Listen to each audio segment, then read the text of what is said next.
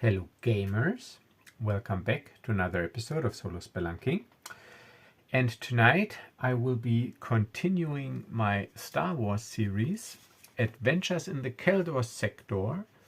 But before I start, it is time for a little self-promotion.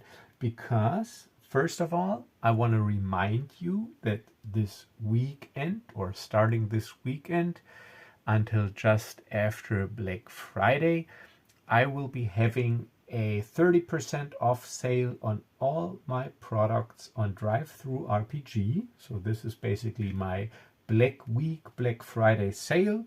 So if you're on the fence about getting some of my products that I also feature here on this channel, you can get them for 30% off. Or maybe you know someone who would like to get one of these products, and then you can tell them that they will get 30% off. So look out for that. The second thing is I will be taking a break, at least for a few sessions, from using StarNave as a system, because I want to test out a new thing that I did, and you can pick this up completely free. I will put the link to it in the video description of this video, the link to the Google document. And what I'm talking about is Starships and Blasters, and it is a rules-light space opera role-playing game, and it is based on an original design by Chet Magehammer Reese. It is based on his Delves and Dangers design, because as you might know, I featured Delves and Dangers here on this channel, playing a fantasy Batman adventure called The Bat of Fallcrest, and I really like the system. It is a lot of fun to throw a handful of dice around, and exploding dice are always fun.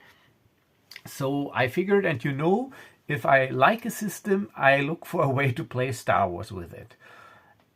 So I made a rules-light adaptation of Delves and Dangers. It has a couple of differences. First, it is not a class or profession-based system, but a skill-based system. So you can customize your character by choosing either 7 or 6 skills from a list. So you can basically custom tailor your character by picking the skills you want, and create the character you imagine you want to play. And so it features here in the credits again that it's based on Delves and Dangers by Magehammer, and thankfully he used a generous license, a Creative Commons license that allows adaptation and sharing and everything. So I'm using the same license, of course, and this game, just like Delves and Dangers, will also be completely free. You can download it for now from this video description, and I will also put it in the community tab, and I may put it up on Drive-Thru RPG as a pay what you want with a suggested price of 0.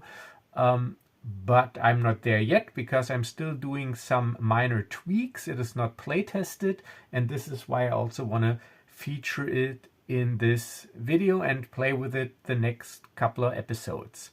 So as usual, there's a table of content here, and yeah, the main difference is, of course, it's skill based, but also it features obviously starship combat. So I'm building on what I already did. I'm building on mechanics created for StarNave and Stardark, but transfer them to the Delves and Dangers D6 dice pool mechanic. Yeah, you find the usual example starships, common NPCs, starship combat. I give you a character creation example, and it features a very light version of the Force.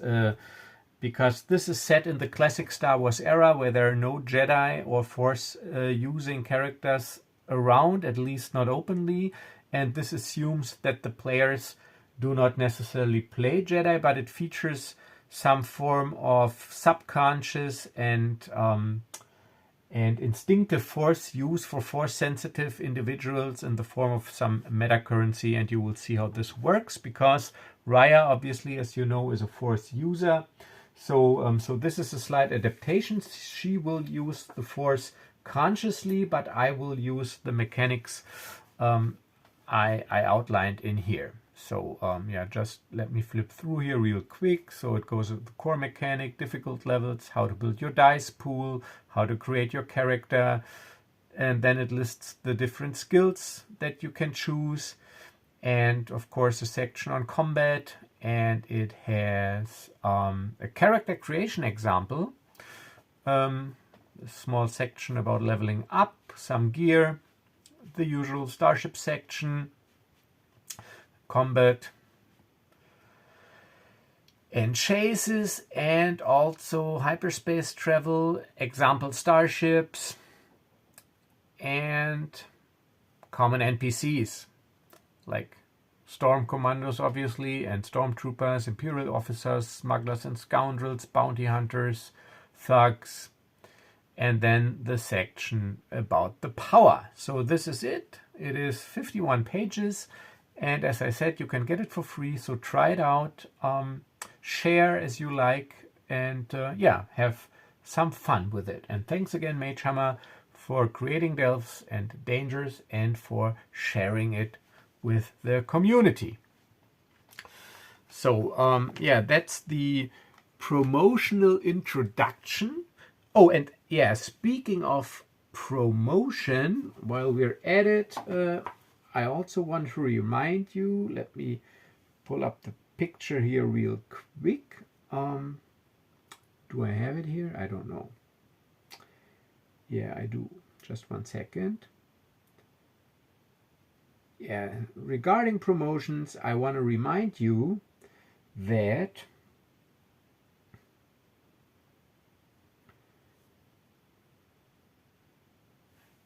you also get, Black Friday or not, 10% off if you purchase the Wandering Tavern or the digital bundle with Sky Saphirs, and you use my code SOLO, and then you get 10% off your purchase, whether it is Black Friday or not.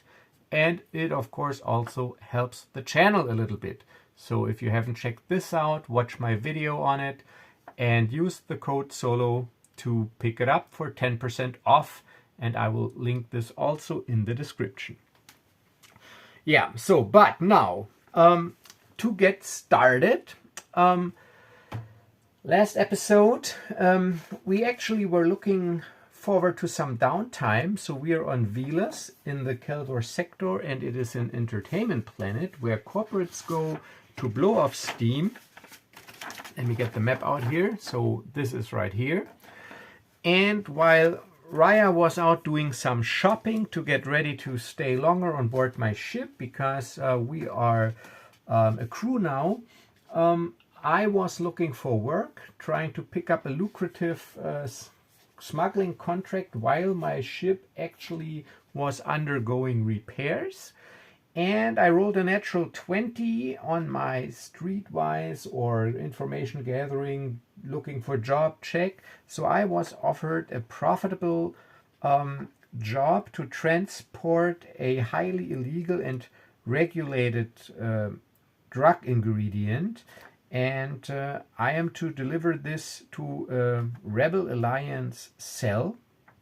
But the thing is, it is a very volatile substance, somewhat unstable, and it needs to get where it needs to be really quick.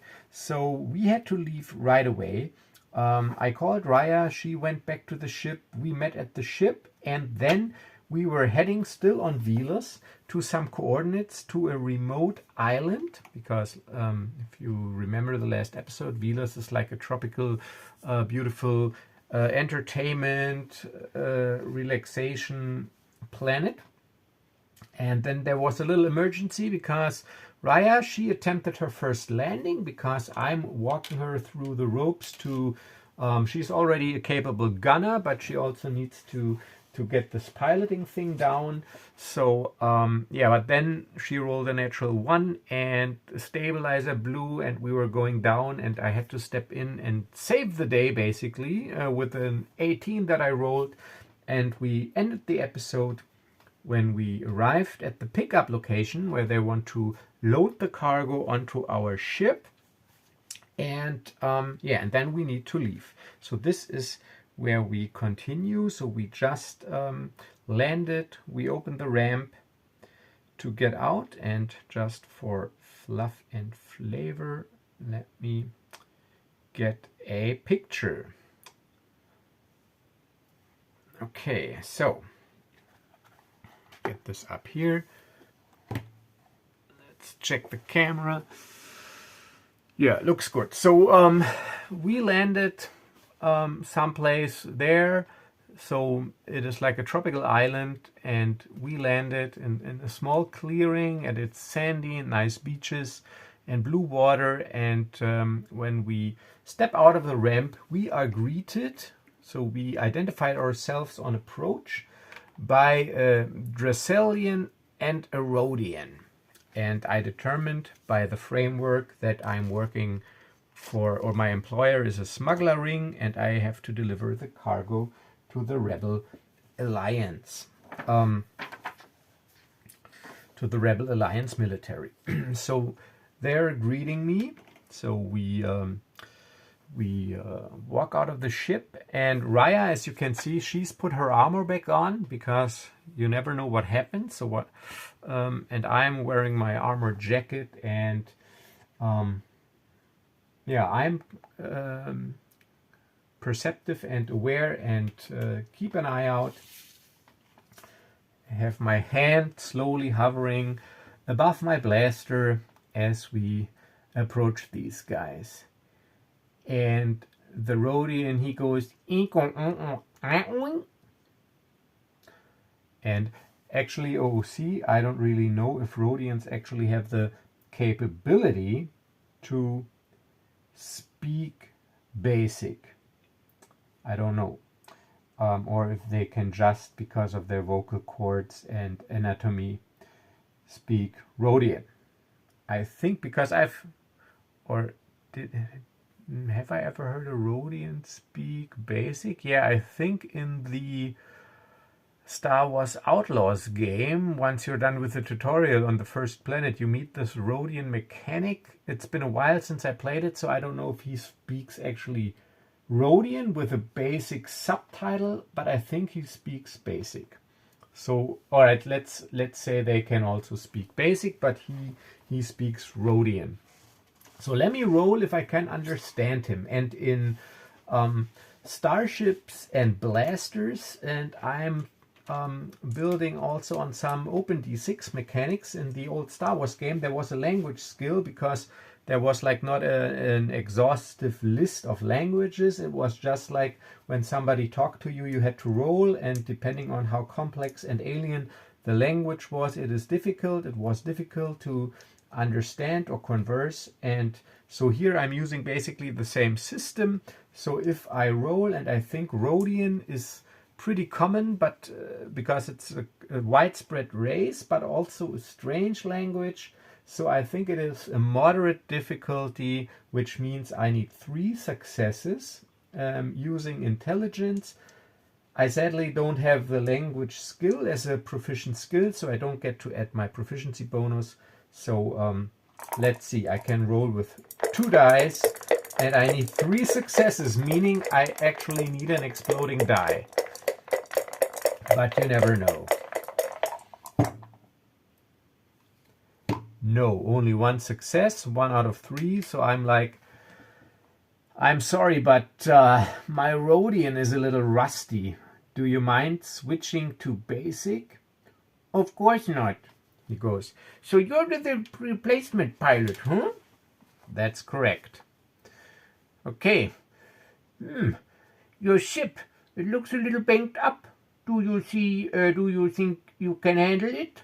Otherwise, I wouldn't be here. Seriously, do we really need to talk about the basics now? I was hired to do a job and I was told it was urgent. So I'm not here to listen to you ranting about my ship. I'm here to load some sensitive cargo. Oh, tough one, huh? And we will see if you just talk or do you also deliver. And then he snips and two droids. No, only one droid because I only have one miniature here. No, two droids. They come out of the forest and they carry a repulsor sled, or they guide a repulsor sled that has these the canisters. So two cargo canisters, and they're special canisters. I can see that they have like special dampening and sealing and stuff. So they're for sensitive cargo, and they deliver it on a repulsor sled. All right, now we're talking. So I'm lowering the freight elevator. Just 1 second. And while I'll do that, the lady that hired me also told me that you will pay me half of what was agreed upon up front. You can trust this money to my first mate and crewmate Rhya over here. Rhya, if you would do the honors, please, and take our pay, I get the elevator down. So, and then I head back into the ship real quick, lower the freight elevator, which lowers between like the, I don't have the picture handy here right now, but which lowers, and yeah. And then the Dracelian comes. All right, let's see, because no, it is urgent, because I wanted to check now that they've seen my ship, because little background info, I'm still damaged. Actually, I was in the process of repairing my ship, but since we had to leave so quick, I'm only at 12 out of 20 hull. And so my ship, it looks a little bit banged up. So I'm thinking maybe they're reluctant to pay me half up front when they see what kind of ship I have. But then again, time is of the essence, and they're not the ones that hired me. So yeah, I think, you know what, let's give it only a 1 in 6 chance that there's some discussion starting now between us regarding upfront payment. So only on a 1, and you know my luck.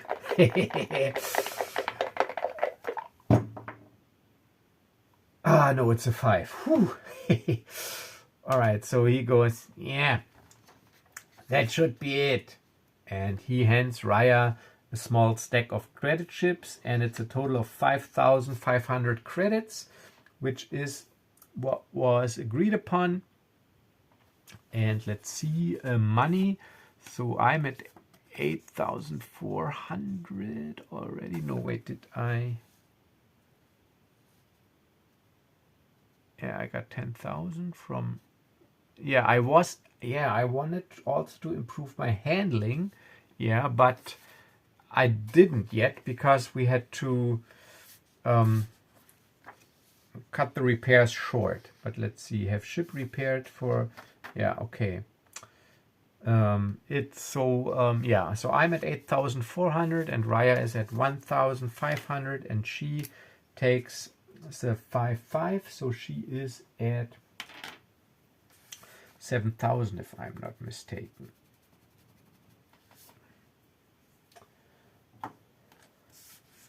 $7,000.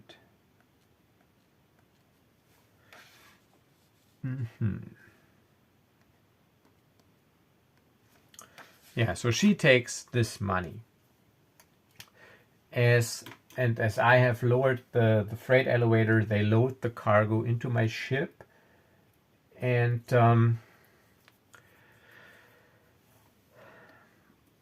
I go back, and I was also told, I think I was, but let's say I was, that I get all the details regarding the delivery, like the coordinates and the special encrypted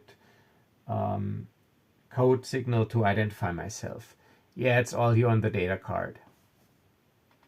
All right, so they give me that. And then I go, well, gentlemen, pleasure doing business with you. Maybe if it all works out to both our likings, we can do this again sometime. And I go, care to share comlink codes just in case?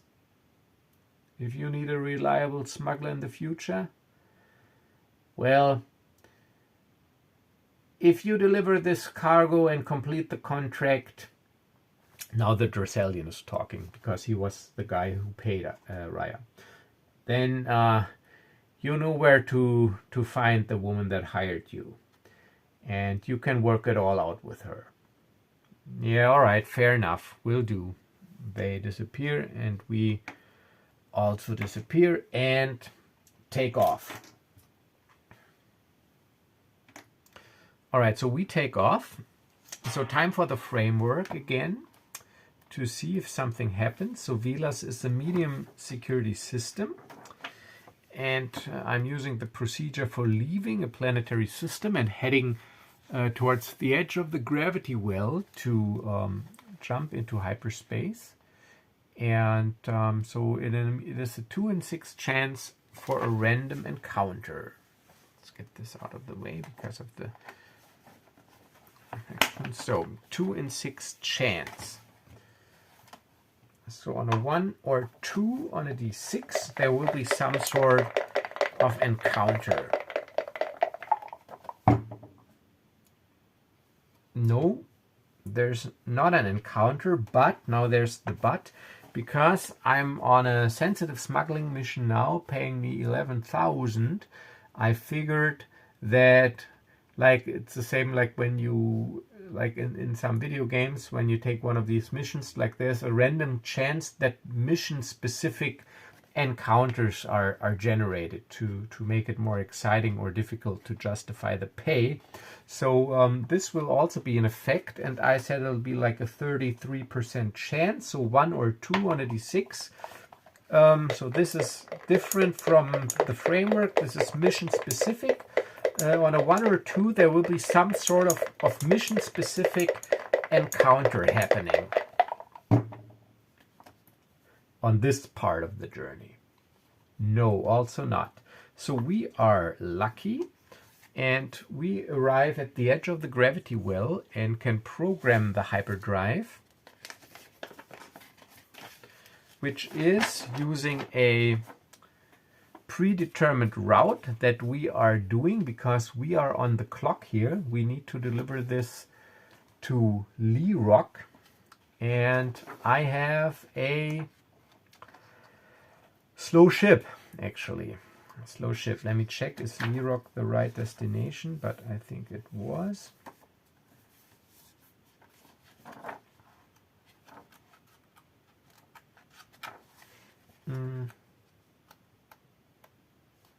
Lee Rock, untamed wilds, very dangerous and ferocious wildlife, hidden rebel camp. Yeah, protected by a force field. Yeah, that's it. So that is 6 hours times 2.5. So that's actually, that should be, I think, 12 and 15 hours. Is that correct? I hope.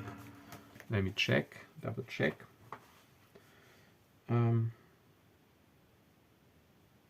Yeah. But it should be, yeah, 12 and yeah, it's 15 hours. I just go with 15 hours because damn it. So this is actually pretty embarrassing. Simple math. All right, so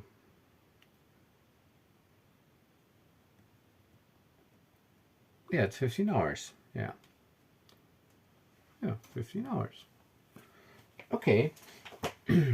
So 15 hours, and according to the framework, traveling through hyperspace, well, you know, it ain't like dusting crops, but also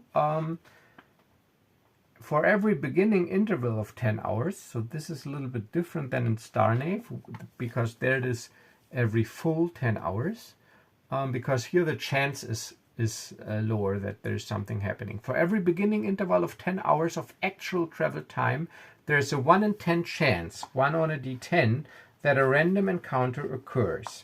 So beginning interval 15 hours, meaning two checks of standard random encounters traveling through hyperspace on a 1.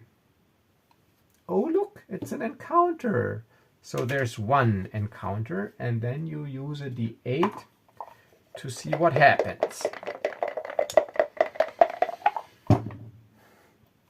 It is a 5. It's a distress call, technical difficulty. So now again, so you pick up a distress call from a nearby vessel. They experience severe technical difficulties and require assistance. All right, let's determine what kind of vessel it is, because the thing is, actually, I can't afford to linger. So this puts me in a bad situation because of the spacer's code here, vessel. Because spacers usually help oneself, but 11,000 on the line. I got a reputation to build or to lose. Oh, it's a bulk freighter. Okay, so that's not that bad. If it would be like a passenger liner or something, so with a lot of people, yeah, so we receive a distress call from a bulk freighter, and let's say it is a freighter belonging to the pharmaceutical company that is, or that has their headquarters on Keldor, because that would make sense. It is called, what was it called again? It was called Genesis Pharmaceuticals. So we receive a distress call from a bulk freighter from Genesis Pharmaceuticals en route to Keldor, the administrative hub of the system. So I look at Rhya and I go, damn.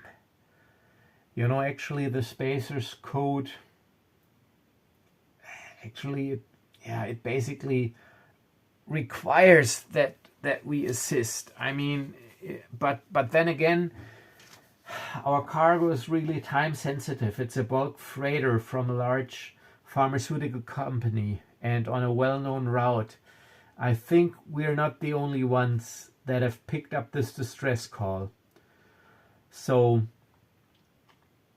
I'm willing, or I would actually ignore it, but I will let you make this call, because we're not traveling as a crew together that long, and I think it is important that we are on the same page when it comes to things like that. I mean, we already discussed what kind of cargoes we will not carry, but what's your take on this? She looks at me and goes, well, first I must say it is unexpected that you indeed pass this decision over to me, and I mean that in a good way. But I'm not a spacer yet, and I need to get used to this codex in the first place.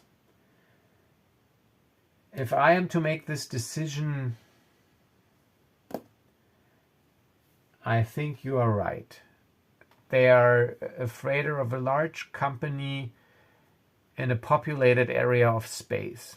I think there will certainly be someone else listening in and maybe speculate on a reward by the company if they assist. So I'm with you on that one. We'll let it pass. All right then. So we ignore the distress call and keep on flying. And then, of course, we're not awake 15 hours, so we, of course, take a couple of hours rest, do some relaxing, eat what you do when you're traveling like 15 hours through hyperspace. Of course, I got one eye on the controls all the time, and then we arrive in the Lyrock system, and I'm checking again 1 or 2 on a D6 if a mission-specific encounter happens. No. All right. So then the Lyrock system, it is unpopulated. So it is actually low security in the sense that it is an unpopulated, untamed wilds system. So it has low security, but it's also not settled. So the chance of actually an encounter happening, usually in a low security system, it would be 3 in 6. But because it is unpopulated, it's only 1 in 6 by the framework. So this is standard. Maybe something happens.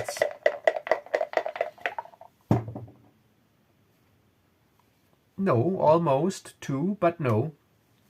So we arrive at this Lyrock system, and yeah, it's an untamed wild planet, very dangerous, ferocious wildlife.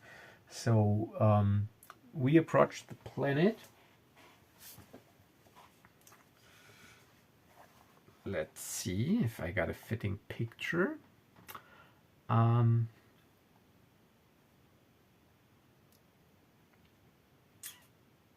Of this jungle planet. Yeah, this looks great, actually.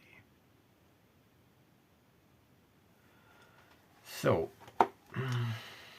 we enter the atmosphere and check the camera again. Yeah. And we fly through the cloud layer and we head into, and this is, like I said, untamed wilds, dense, almost Jurassic kind of jungles.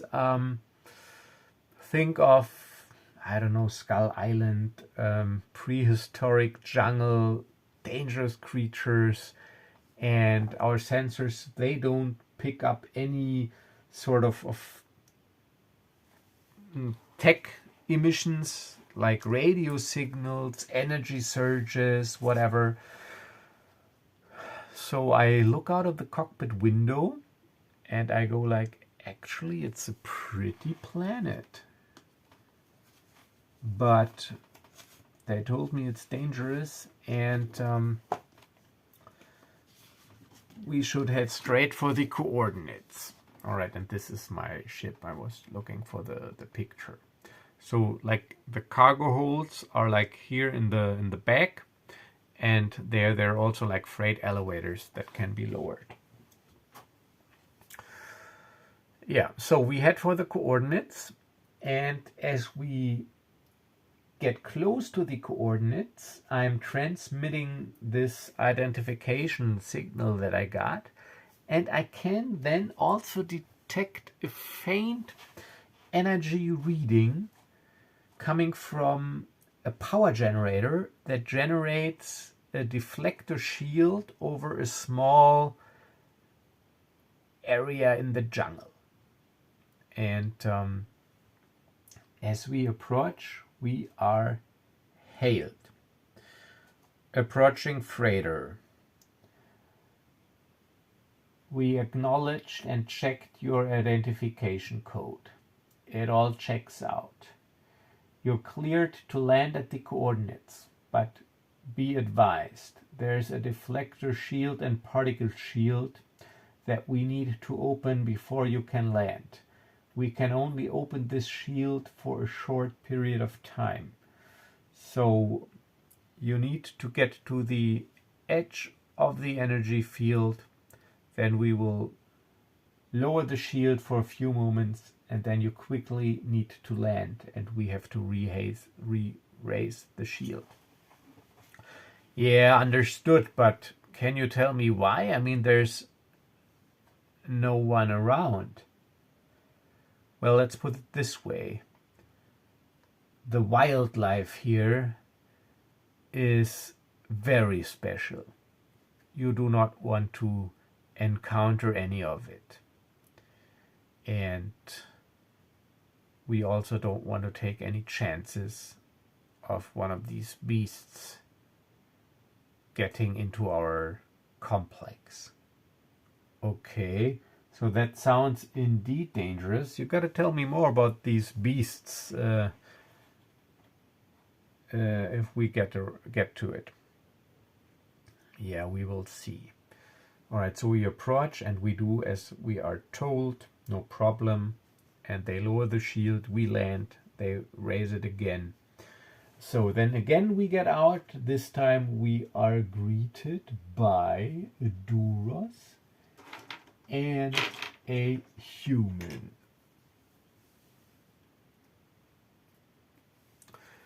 By a Duros and a human, and the human does the talking this time and goes, "You're pretty late.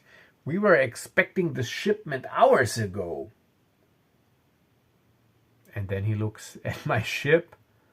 "But I guess we can be lucky that you made it in the first place. Hey, why is everyone picking on my ship? She may not look like much, but so far she has never let me down. Yes, she might be slow, but I was in the process of getting her upgraded when this urgent delivery came up. So you should actually be thankful that I was able to step in on such a short notice. But we can waste more time talking, or you get your cargo. But first, we need to see some credits." Yeah, credits. And then what I usually always do when I play, also when I play private games solo without the camera, I always check to add some excitement when I do these smuggling missions, if it's some sort of rip deal when it comes to payment. So like if they're short on funds, something unexpected came up, yada yada yada, you know, the usual, then tension builds up and stuff. So let's see. But it is a 1 in 10. I usually give it like a 1 in 10 chance, just to add some tension. So as I bring up the subject of payment, there's a 1 in 10 chance, so on a 1, that there might be some problem.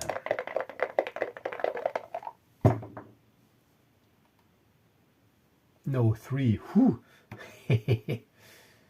Yeah. Well, we got the money right here, but since you're late, we need to check if the cargo is in the state we need it to be in. Yeah, well, then you better check. So I lower the freight elevator and we escort them to the cargo bay to let them check. All right, so do I want to risk it and roll because my ship is kind of slow, or do I just say,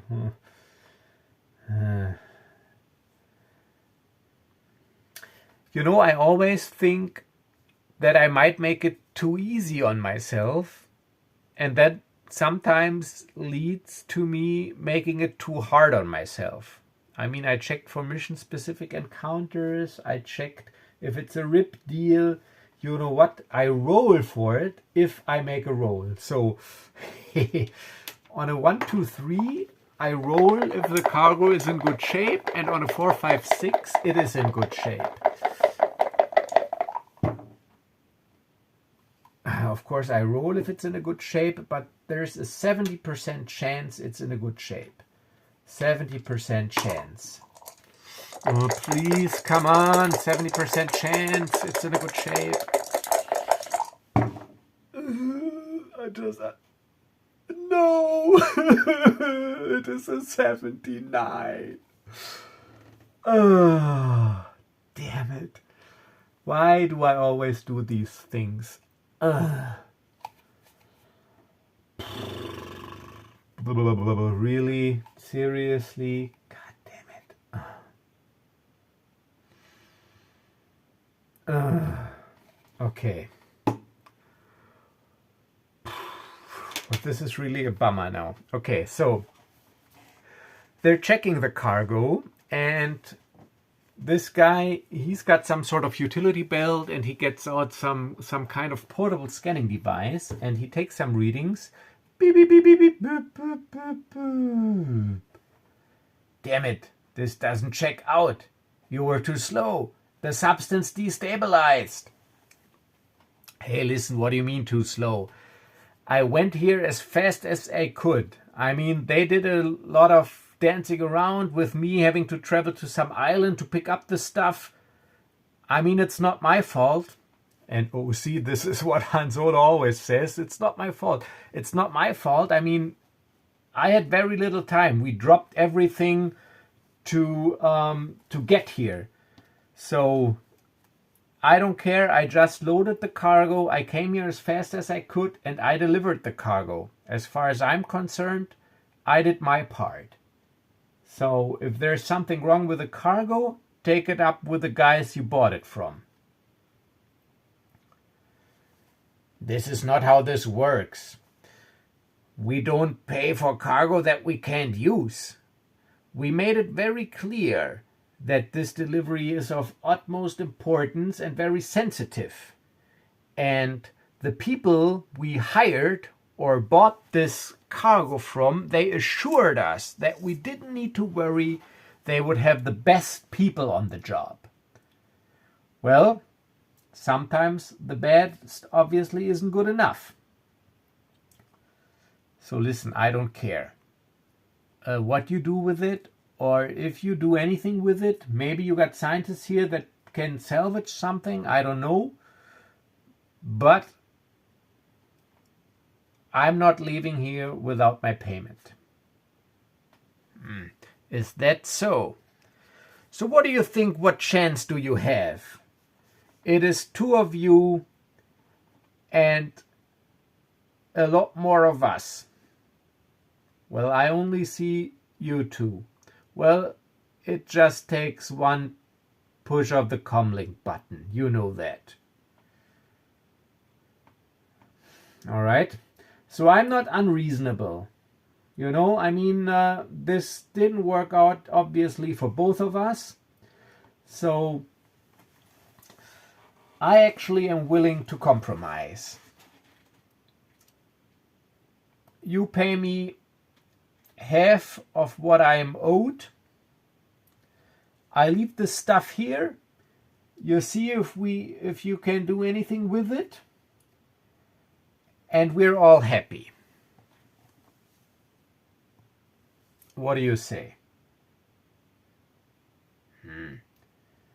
I don't really see why we should take this compromise. I mean, you're in the disadvantaged position, and you didn't deliver the goods we ordered. So as far as I'm concerned, you can just step back into this starship of yours, and we look for other people to do business with next time. Yeah, well, of course you could do that. And yeah, you might have a point that we are in a disadvantaged position at the moment. But I'm looking around. You actually seem to be pretty sensitive about who gets here and who knows about this little place. I don't know. I mean, first of all, I think the people I worked for that hired me, they have a little influence. And I don't think they like it if you don't hold up your end of the bargain. I mean, stuff like that is always risky. It's a risk for both sides. So this is why I say a compromise would be a good idea. On the other hand, if you don't think so, we can just leave, and then maybe we see who we tell about this little place. Maybe somebody else is visiting you soon. You know, the guys in the white plastic suits and these little starfighters that make noises like, "Arr!" You know what I'm talking about? And as I'm saying this, Rhya is looking towards me and tilting her head slightly, but she doesn't say anything. But she eyes me carefully. And let's see if I can persuade them. Rolling persuasion. Actually, it's more like intimidation, but I'm rolling persuasion. I made some arguments. So it's cunning. I got cunning 4 dice, and I got persuasion as a skill. So I get my proficiency bonus, which is +1 at level 1. So I roll 5 dice, and I need to decide on a difficulty. And I say it is a difficulty, a moderate difficulty, which is DL3.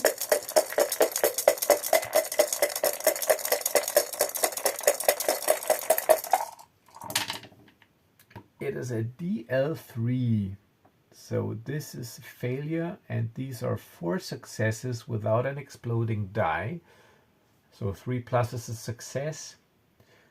But they go.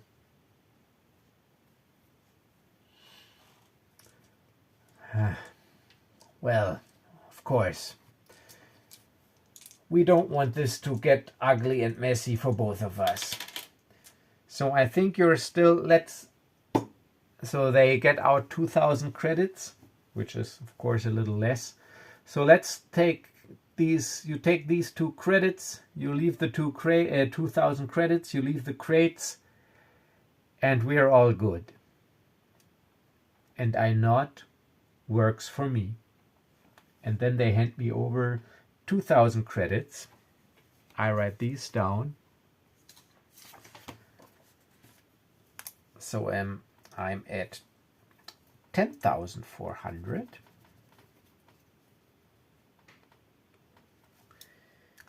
And yeah, I get rid of the cargo crates, and then we go back into the ship and we leave. And as we're heading for the atmosphere and gravity well, Rhya immediately addresses me, and she has some sort of an annoyed tone in her voice as she goes, "You can't be serious. What you did, I'm not okay with it. I can't. I mean, you know how I feel about the Empire, and you know how they treat non-humans.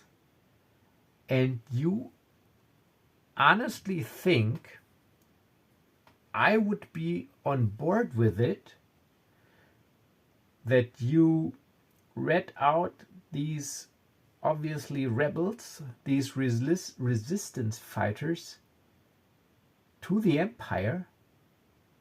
I think we should reconsider our arrangement." And I look at her, and I can't help it, but then sort of not smile, but my expression lightens up somewhat, because I go, "Rhya, for God's sake, relax," and I get my hands out. "Seriously, do you really think I would have done that? Have you never heard about bluffing?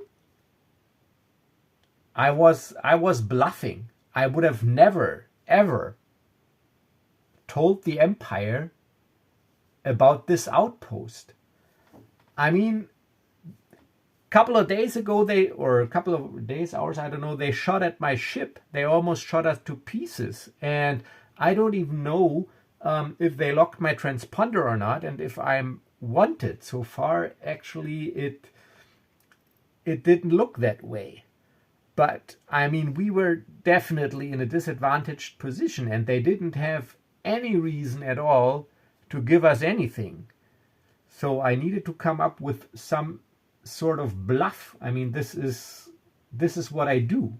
You know, I fast talk. I try to remember that half-baked excuse I made up when the customs officer inspected us about the fake ID that didn't check out with some sort of blaster burns or heat-sensitive things.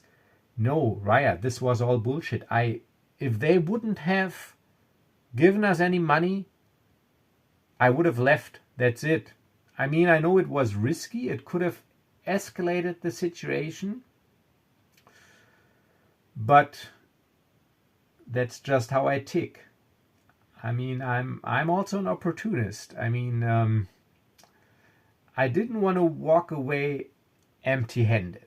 We still got this bucket to fix, and yeah, and who knows? I mean, as a matter of fact, right now you don't have an ID. I mean, if we're because the officer took yours when we escaped.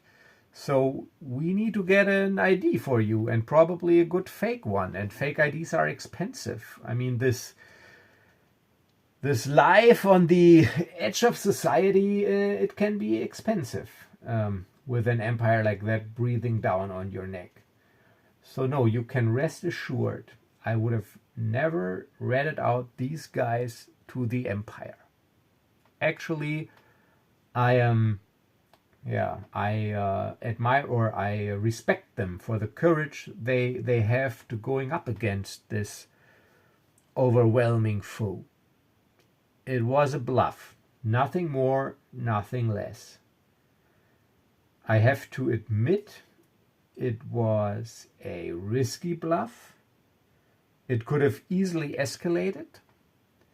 So maybe it wasn't very rational of me bringing us into this situation. But if it's your concern that I would have ratted them out to the empire, you can rest assured I wouldn't have done that. And she goes, And you know what? She's a force user. So in this system, this is like pretty easy. So she's got 2 power points that she got for sacrificing a skill proficiency. She can use them to do certain things, and they regenerate after a rest. So once spent, they're gone. So she uses, so without me knowing, she uses a power point. So because I said she uses the force consciously to try to sense me, to sense my my true intentions, if I was actually telling the truth. So she uses her cunning of 3, and she doesn't have basically like perception, but because of her PowerPoint, she gets +2 additional dice. So she rolls 5 dice, and she has to beat 4 successes, because this is my cunning. My cunning is 4, so this is like my mental resistance. I could have also used intelligence, but cunning is more like this, like wisdom and charisma combined. More this, not really academic, intellectual knowledge, but this personal strength. So she needs 4 successes. But look at this. She's got 3 successes, but 2 exploding dice. So she can roll these 2 again. And she needs 1 more success. And yeah, she gets it. So she makes it 4 successes using her PowerPoint, one of her PowerPoints. Consciously using the force on me without me noticing it. And I was telling the truth. I wouldn't have ratted them out. It was indeed a bluff, but it was a risky bluff. All right, but she goes, So she knows that I was telling the truth, but she's still not happy because of how the situation could have escalated. And she goes, I believe you. I don't sense any dishonesty from you. But it was reckless. It was reckless, and it was not a well thought out plan. And I would have liked it if we have maybe talked about it before. Maybe I also need to learn a lesson from this. Now I know that you're daring and reckless, and next time we go into a situation like that, we should maybe make a plan beforehand. And then she goes, I think we got outstanding business on Vilas. Looking at the ship, those repairs need to be completed. And yeah, I said you also wanted to do some improvements. I'll be in my cabin. And she leaves. So I didn't, so long story short, I'm losing an affection point now, because you can also lose them. Because she is actually pissed, not because she knows that I would have never ratted them out. She sensed that, so that of course is a relief for her. That would have been a no-go, but she's pissed because I so recklessly brought us into a situation that could have easily escalated. Yeah, like if you put a match to a powder keg, basically. So this is why she's pissed. So yeah, so this is how it goes. I didn't think about it. I was acting in the moment, but that's all right. This is how Nash Duncan is. So I am back to 8 from 12 that I need to possibly romance her. All right. So yeah, and I of course find the way back to Vilas. And this is where I will end this episode. And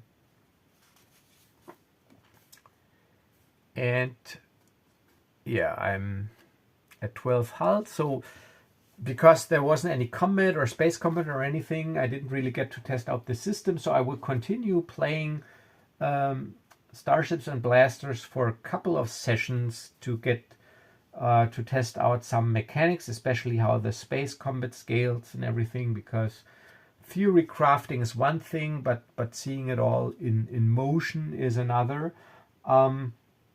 Yeah, so yeah, I hope you enjoyed this episode, and bear with me when I continue my adventures in the Keldor sector. And if you liked what you saw, please do subscribe to the channel, and don't forget the upcoming sale, and I will see you in the next video. As always, stay safe and stay healthy, and bye bye.